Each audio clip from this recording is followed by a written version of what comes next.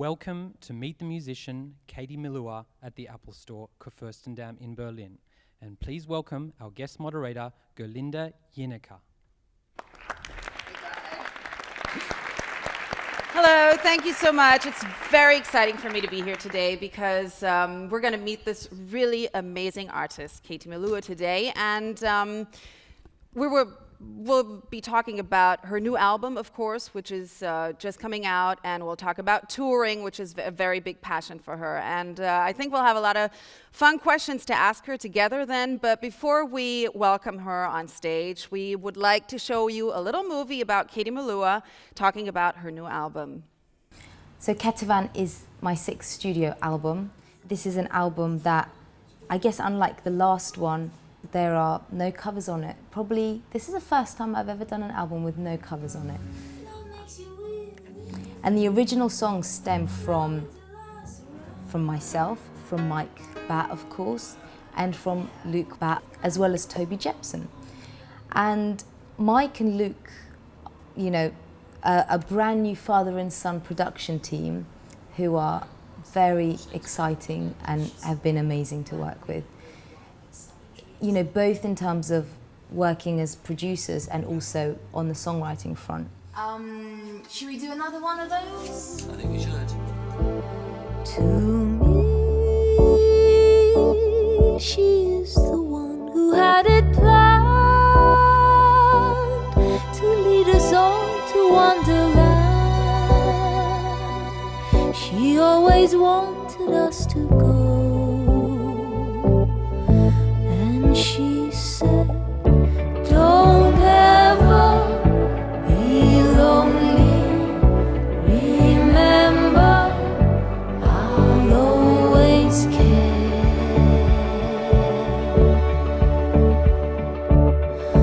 Wherever you may be, remember, I will be there.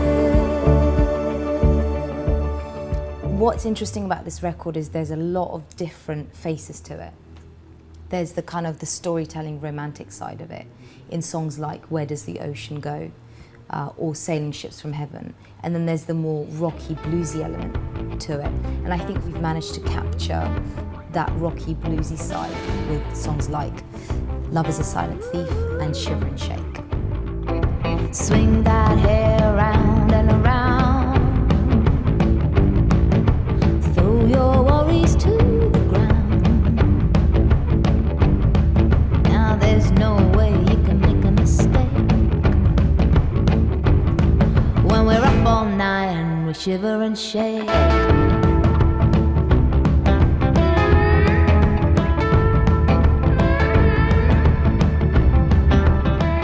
There's also, as well as the rocky side, there's a lot of the jazzy kind of, I guess, smoky kind of sultry blues singer, which I also love. I love that side of, I love being that kind of retro vintage artist too.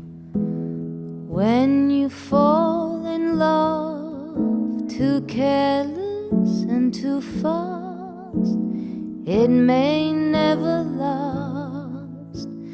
It's a frightening view. You'll fall down with a I never fall, I always jump.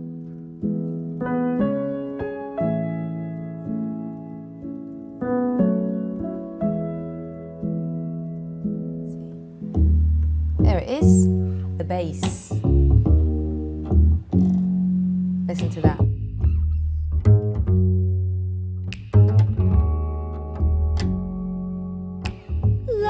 That's Tim Harries, the legend that is on the bass, on the double bass.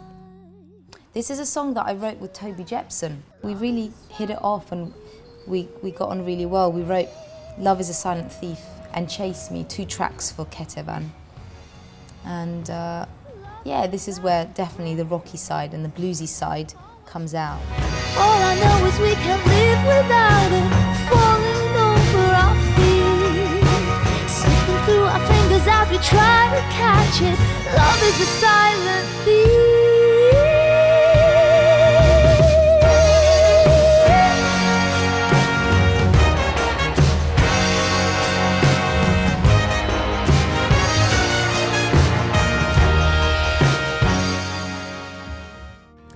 This Is the Love I'm Frightened Of is a song written by Luke. To me, this song is really special because it is a love song, but I think it's a love song for people that aren't used to being in love, and it's kind of not really working out for them. And so it's nice to kind of get into that headspace and put those emotions and those thoughts into performing this song. This is the love I'm frightened of. Doesn't come with a leaflet that says how to keep it. This is the love that can't be seen. No detailed instructions or Japanese symbols like you find on a washing machine. Never Felt Less Like Dancing is the first track from Ketevan, and this is a song that actually Mike came across the title for it on Twitter. Someone he was following tweeted, they were talking about an event they went to, and they put, "I never felt less like dancing," and so he thought this is a brilliant song title. I love singing this song. Never felt less like dancing. I never felt more like hiding myself away. Never felt so great. Never felt more like weeping. Never felt more like sneaking away, creeping away to cry. I have to confess, I've never felt less like dancing. The production style really ranges from simple voice and piano to more adventurous orchestral aspects. And again, I think that the differences in the song really facilitates that quite well. Mad, mad men, wild, wild women, crazy girls. I'm really, really proud of it, and I hope people will get what they want out of these sets of songs. Wow. Everybody should buy the album. Absolutely. So please, let's welcome the fabulous, multi-talented Katie Melua. Thank you. Thank you. Exciting. Thank you. It's very, very touching. Your music goes so much to the heart, and I can actually see that you're touched by it too. What keeps you from crying all the time? Because your music is so beautiful. Well, no, sometimes you do have to cry. That's part of the job. I have always had music just, destroy me, save me, take me out of any problems. So, yeah, that does happen. But most of the time, it is a savior, and it's something you can kind of escape into when life gets a bit tough. You were actually one person to really make me cry. There was this. Sorry about that. No. It was a nice kind of crying, because what was this movie called where you sang that Cure cover at the end of the movie? Oh, I think was it Reese Witherspoon? Yeah, wasn't that Just Like Heaven? Yes. I think it was, yeah. But that was the name was of the film and the song. Yes, that was really beautiful. Then I have to ask you, you look amazing, and I really have to know how you do that. Don't tell me you're vegan, you don't smoke, and you drink. Not at all, because then I will never look like you.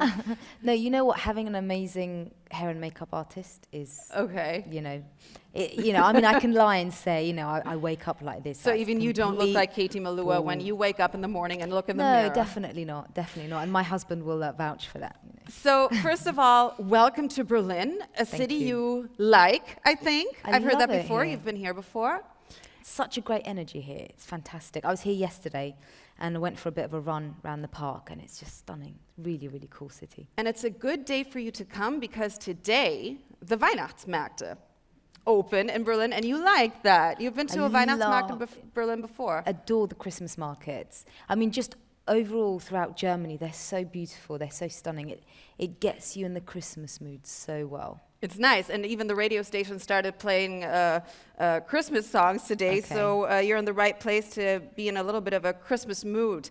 Did you Twitter already about coming here today? Do you Twitter still? Do you still? Yeah, Twitter a lot? I do, absolutely. I haven't been on my phone yet this morning. It's been a bit busy, sort of at the hotel and getting ready for this event. But I will be definitely tweeting afterwards. How many followers do you have? I think it's something like 25K, I think. Something Okay. like that. Is So, there anybody you follow?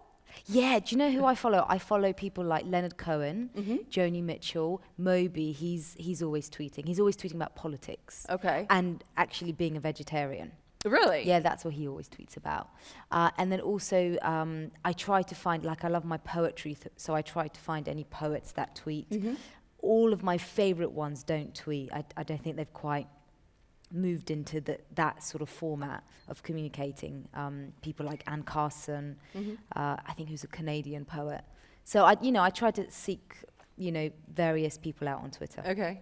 So you've been in Hamburg with your new tour, and I've read the reviews, and everybody seemed quite excited because it was really, really nice, very calm, and everybody was writing, if you're not yet in a Christmas mood and you want to be in a Christmas mood, you have to go there because it gives you this warm, fuzzy Christmas feeling already. Do you have that intention with doing that too? Well, I wasn't really thinking of Christmas, to be honest, when I was kind of getting the album ready and this tour ready. But I guess there's a lot of moments of contemplation, during the set. There's a lot of moments of, I guess, intimacy, and closeness between me and the band. The boys that I play with are my family on the road. I feel so lucky after 10 years to still be touring and to still be asked to visit, cities and, countries like Germany. So yeah, it is definitely full of love and friendship, even when the songs are really sad and make you want to cry. And you like covering also, like the Bond songs? You Yeah, did well, that. Is that going to happen again? Yeah, you know what? That song has an unusual story because I don't, when you pick a cover, you have to tread so carefully because, you're treading on everyone's preconceptions of that song. You're heading in the territory of where the previous vocalist or artist has taken that song. So you have to be really careful. And I don't think I would have ever sang a song like Diamonds Are Forever. I mean, it's just such a classic. You kind of think, oh, no, stay away from it. And also the style of it, I didn't really think I could better it or do anything with it. It seemed so much in the sort of epic film song category. But I actually sang it by accident because my neighbor passed away, and he was a jeweler, and his partner asked me to sing at the memorial, and he was just the most fabulous character. He came to my wedding wearing like pink trousers and just so sweet. brilliant. And I said, what if I try Diamonds Are Forever? And his partner just, I could tell he was really touched by that. I had about a week to learn it, and I performed it at the ceremony, and it was one of the most sort of, I kind of felt just destroyed with that song, when I performed it. I mean, of course, the event itself, and what had happened was a big part of it. So I now take that song with me. You kept it? Yeah, I kept it.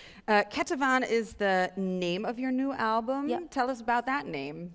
Okay, so Ketavan is my Georgian birth name. So it's the long version of my name. And people ask me, so were you called Ketavan when you were a kid? And no, unless I was in trouble. Which hardly probably ever happened, because I met you just backstage, occasionally. and she is the sweetest piece of sugar, really. She is so... Well, you've only met me for 5 minutes. I know, so but you didn't kick me out right away. That happened before. Oh, really? Who weird? Ketavan, the new album... I just saw you were always also with a big orchestra, like with the last album. Yeah, you know what? I've always been fascinated by orchestras, and that fascination started here in Germany. I played at the Stuttgart Jazz Open. The first one was, I think, 2007. And we've had orchestras on the albums throughout the years, but they've always been the sort of the finishing touch of the record, the last ingredient. In Stuttgart, playing a full hour and a half with an orchestra was just such an addictive, experience. I got really obsessed. And also working with Mike Batt, my longtime collaborator, he arranges, he's a brilliant arranger. So it felt very natural to kind of go into Secret Symphony, the previous album, and make that a sort of orchestral-based record. So yeah, with this one, we kind of went back to the way we'd made the first few records, where the orchestra was used towards the end, but still an integral part of the album. So you like recording albums with an orchestra, Oh, and you like to perform, and you love touring. Tell us about what happens on tour. Why is that such a passion, such a great passion for you? Have you seen the film The Last Waltz? You know, the one with the band, and it's also got Dylan, Joni Mitchell, Okay. Neil Young. It's like the most legendary music DVD Okay. ever. And of course, you know, the artists and the group that's on there is you know, it's all from the 60s and early 70s, and they toured, and that was a definite vibe of what it was like to go on the road. You know, and I mean, I guess what I've experienced is probably something completely different, but there is that vibe of just, I don't know, being like a free spirit when you go on the road, and all you've got to do is just make music for a few hours and entertain people, you know, and you form these bonds with the band and the crew, you know, and that whole lifestyle, I just adore it. So it's for all those reasons that I love it. Do you have a lot of, do you meet fans also? I mean, do you get in touch with them, actually, with the audience? You know what, these days Twitter is quite incredible, because it has you in direct contact with fans, and it also, it's, you know, it's instant, which is amazing, because I guess when you had fan mail like a decade ago or 20 years ago, you might be in direct contact, but it will probably take a few days or a few weeks to, you know, get the communication going. But now so that, I guess that's my way. In terms of physically meeting, occasionally there might be a signing after the gig, but that's not always the case. It kind of depends on the venue and what's going on. You probably don't get that a lot, but if I were like a famous rock star, I could not do that because I'd be so afraid of all the haters. Do you actually read all the tweets? I mean, is there like things where you say, no, you know, where you think you can't even control it anymore, You know because what? people are getting mean? I haven't found that. I found Twitter is relatively kind to me, or the people on there are pretty kind. I had one really quite a horrible one, and I know we said we weren't going to get into politics, but let me just tell you what happened. A couple of weeks ago, it was in Saudi Arabia, it was Women's Driving Day, and I sort of, you know, saw this on the news, and so I tweeted, oh, you know, supporting Amnesty International and the women in Saudi Arabia, you know, going out and driving and being able to have that freedom. And, you know, got a lovely tweet back from one of the women that was sort of heading that campaign. And I had a very hateful message from, obviously, a very extremist Saudi Arabian guy saying, you know, shut up, be bleep, bleep, bleep. You know, very, very rude. And that was just so shocking, because you kind of think, actually, this is serious and this is real. And So did you ignore it, or did you write something? I did ignore it. Retweet. Well, whatever there was item also equally there was a very wonderful Saudi Arabian guy that tweeted the other guy and said, you know, he's a, you know, whatever, and you know, got very heated. And then the British guy there was a British guy that tweeted something like, you know, oh, you know, you should block the guy out. And so it's quite interesting to see different cultures and how people communicate on there. And you know, some are extremely, you know, vile with the language. Others are a bit more moderate. So, but apart from that, it's been fine. Pretty good. And you have so many followers, and you have so many people listening to what you say. You do realize you have quite a power. Like, because I follow on Facebook Eva Longoria, and she's so into politics, and she has so much power, because people, you know, who don't care about politics will just follow what she says. So are you aware of, you know, how people could be under your influence about what you do? Not too much, because you know, I wouldn't like to think. I mean, if I was in an odd state of mind and I tweeted something that I later regretted, you know, I would hate to think of the consequences and how many people it was affecting. So I try not to think about that. And yeah, okay, as far as I'm concerned, the only power I might have is maybe raising awareness for something, and that's about it. And that's the maximum that I'd like to tap into it, really. You are a most amazing young woman. How old are you? Can I still ask you that? Yeah, I'm 29. She's 29. You compose, you write, you set up a world record, which we will talk about. You already have a best of album, which most people just do after so many years. You won the Echo, you won the Golden Camera. when do you know it's time for a rest? Because I was reading Wikipedia to check you out. I was kind of internet and Google stalking you, and I was like, oh my God, you know, I get up in the morning, I'm tired, I go to work, and then I go home, I go to bed. And sometimes, you know, I party.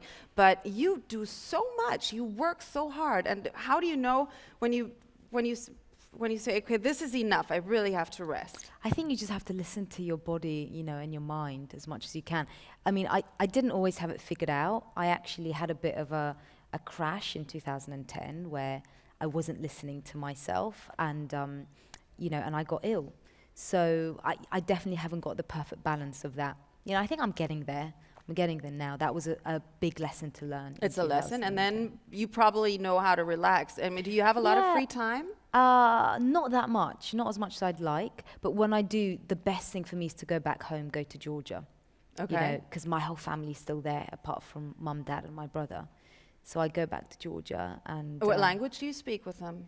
Georgian. You really still know the language? Yeah, well, because mum and dad just always kept it up at home in London, you know, in the UK. Okay, Yeah. and you speak Russian also? Yeah, not as well as Georgian, though. Okay. And so Russian's probably my second language. Okay, would you ever do a Georgian version of a song? You You know probably what, have. actually, yeah. And in the tour at the moment, I've got a Georgian song Really? that I'm doing. Yeah, a really famous, most sort of traditional Georgian folk song called Suliko. So Wow. I do that one. So we'll be looking forward to Katie Melua on tour. You set up a world record for singing underwater, basically. Do you know what? I didn't set it up. I had the phone call, 2005, and I basically said yes. And it just sounded intriguing. It sounded mad. It sounded like an adventure, and I'm generally speaking up for an adventure. So What I went along and happened? did What it. did you do? What was it all about? Well, basically, it was at the bottom of a gas rig off the coast of Norway. How deep is that? Oh, I knew you were going to ask me. I want to say like 800 meters, but that's a Okay. guess. You're going to have to look that up. I'm Okay. sorry, I should know that. Yes, so basically the training for it was the most intense part because we had to get into a helicopter that was then manually lowered into a swimming pool. We had to break the glass windows while wearing this like special suit, get out of the window of the helicopter underwater while it's rotating, and then escape, you know, alive. And then we also had to practice escaping the gas rig, but on a sort of a manual, like a lifeboat, but it was like a metallic thing. It was quite bizarre. And that was about 30 meters above the sea level. And that's a lot of preparation for the Yeah. concert. And was there an audience? Were there There people? was, so it was the workers at the gas rig, and they all had okay. their orange suits and their hard hats. And I've played to some odd-looking people, but never, gas workers. That sounds nice. It was bizarre. And the oddest thing was the lift took 10 minutes to go down to the bottom. You know, so sometimes people have asked, oh, did you have to get into any scuba gear? There was none of that. It's a building that goes to the Were you bottom of the scared? ocean. No, I wasn't. But the only bit I was scared is the lift had a little gap between, you know, the actual carriage and the door. So you sort of looked down and went down for eternity. And so once you step into the lift, and before it started moving down, it sort of bumped. And that was a bit where we all went, "Ooh," and then it was fine. Then 10 minutes of going down. So I And then we got probably out. don't have to ask you if that was the most exciting experience in your career. Was it? It was pretty exciting, although probably didn't come close to when I got to play with Queen. When was that? I think that was a year before in South Africa for an incredible Nelson Mandela concert called 4664, his charity. Wow, what did you sing? I sang Too Much Love Will Kill You. I used to listen to Queen, you know, when I was a kid back in Georgia. My uncles, in Georgia, we lived with the whole extended family. And they used to play a lot of Led Zeppelin, a lot of Queen. I used to kind of, play air guitar to Bohemian Rhapsody or I Want to Break Free. And then when my first album came out, and I would always talk about Queen being an influence, Brian May actually rung up my manager and said, so nice that Katie's been talking about us in the press, and then said, would she be up for singing with us? And What when did you say? Weren't you like, oh my God? I was pretty much like, hold on a second, let me hang up the phone, call me back, I'm going to slap myself, and then call me back and tell me that's actually real. It was just out of this world. Wow. Do you ever panic? I mean, you're quite young and you started so many years ago. This is your 10-year anniversary, actually. Do you ever, you're like, I can't do this. I can't do this. I can't do this. Not really, no. I mean, there was a bit of a struggle to kind of get back into it after I had to take some time off. But the main panic is probably more about not being able to do it, or thinking that something will stop me from, singing or making music. So now that you've achieved so much, I mean, you've been doing all these nice things, are there any plans where you say, that's something I would really like to do? I feel like there's still a lot to achieve, definitely, and but I'm still proud of what I've done. One thing I would like to do, we touched upon it, is to make a Georgian language album, with Georgian, either folk music or maybe write in Georgian. But I think to do that, I'd have to go and live there for like 3 to 4 months to kind of immerse myself in the musical culture again. It would be different, right?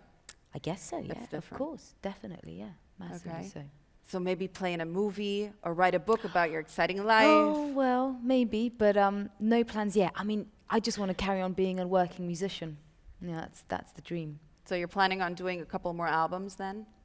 Maybe a bit more, actually. It'd be nice to do more. How long than have just you a been couple. touring now with your new album?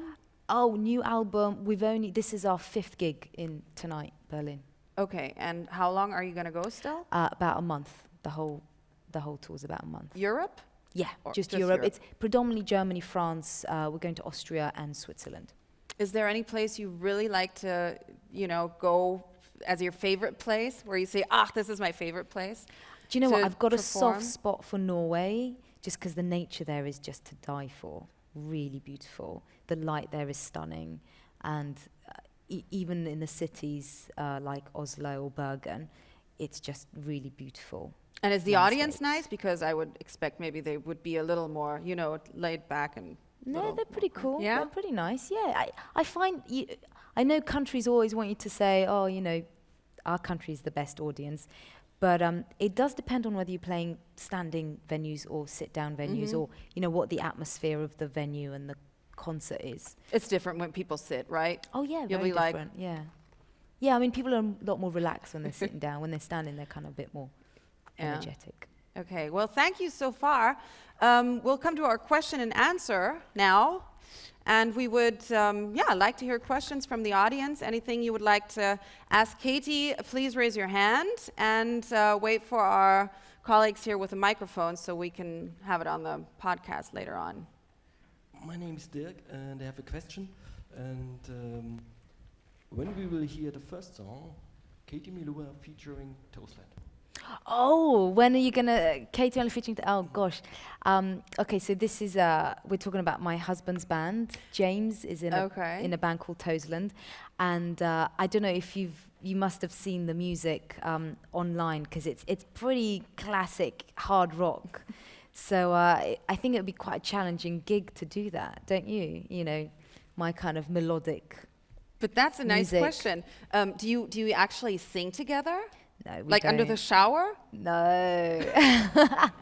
no. While scrubbing each other off? No, that's it's getting very soft pornish though, isn't No, it? I no, don't no. think we can go there. No, you know what? We speak loads about music. We argue about music, because we're both really passionate about what we listen to. But his style is very much classic, heavy rock, and mine is.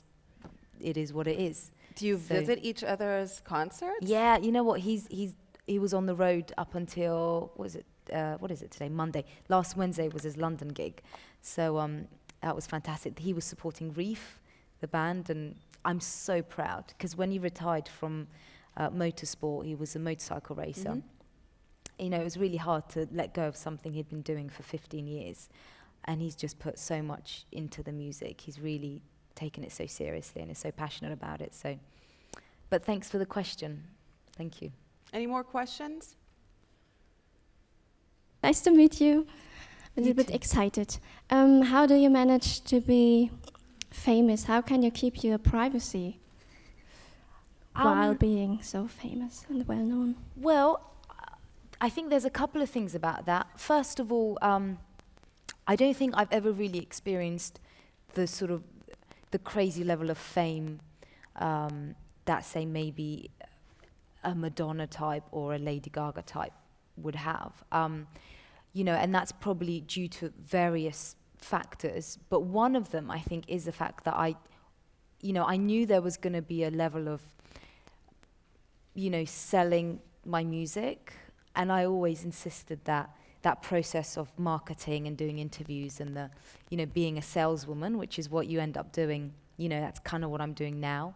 That was always as much about the music and not about my private life or anything that I thought was off bounds. So I kind of tried to keep it to that at the very start. And I found that, generally speaking, in the UK, where the press is extremely, they can really come into your private life as much as you'll let them, and sometimes more. But because I kind of set up that way of doing things at the start, it was just about the music. And I was lucky enough to have a team that supported that and didn't pressure me into doing anything that I was uncomfortable with. They've kind of kept that sort of respectful circle. So yeah, I think that's how you do it. So you have, basically, I'm surprised, if you have the right team around you at the very beginning, and if you want to steer it that way, you can have more control over it than it would appear to be. But I'm sure if you were part of a really massive campaign, then maybe the level of control becomes limited. So do you get recognized a lot? No, I don't. Not at all. It hardly ever happens. I think over the last 10 years, maybe like, a dozen times max. Okay. And where? In the UK, rather, or in Germany? Or yeah, not anywhere specific, okay. Just wherever. What's lovely is my goal was always to be a working musician. And that was kind of it.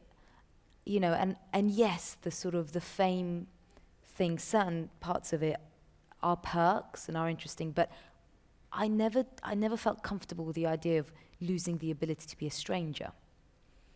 Because it's a bit weird if you meet someone and they kind of already know what you do and they already know how well you're doing or how badly you're doing. You got to be able to rewind and I think a present lot of yourself artists would in how admire you you want for to. that, because you are really known for your music and not for what you've been wearing yesterday or whatever, or with whom you are. Of course, people are interested, but I think that every artist would want that, because, of course, when they start, they'll be like, oh, I wish I were famous and people would recognize me, but then when it happens, you're like, I do music, Yeah. Don't tell me that I look fat or skinny or whatever. So I think it is probably quite... you're probably pretty blessed with that. I do feel lucky about that. There's certain things you kind of have to relax about and chill out about, and being asked about James, and of course I don't mind talking about anything really. Yeah. But it's just trying to, as long as the music is consistently good and takes over anything else, than what I'm wearing, then I'm doing my job well, I think. You are, definitely. Do we have time for one more question? Anybody? Right in the middle there, the young man with the glasses. When you write your own songs, which is first, lyrics or music? Lyrics or music, did you say? Generally speaking, it starts with an idea, and that idea can either be lyrics or music. So I don't tend to go either one or the other as a rule of thumb. Personally, for me, I'm much more quicker and easier in the music department than I am as a lyricist, but I will still write both lyrics and music. So when I do a co-writing session, I'll try to find a co-writer that is better at the lyrics, because then we've got both bases covered. So yeah, just usually with an idea. For example, Mike, my collaborator and producer who wrote 9 Million Bicycles and Closest Thing to Crazy, he will always start with a title first. So not even the lyrics, but the title. He's got to have the lyrical title, because to him that is the foundation of the song. That instantly dictates what the song's meaning and vibe is. I think maybe to him, if you start with the music, the music is too wide of a field to kind of then take you to the next steps. Whereas for me, I don't mind finding the melody first and then searching for the lyrics, but it is slightly harder that way round. So thanks a lot for the questions, and yeah, we will all buy the album. Cool. Yeah. Thank you so much for coming, and thank you for your questions. Thank you for the beautiful music that has touched a lot of people's lives. Thank you so much. Keep on doing that. Very Thank sweet you, of you to say. Katie. Thank you. Bye-bye. Thank you. Bye.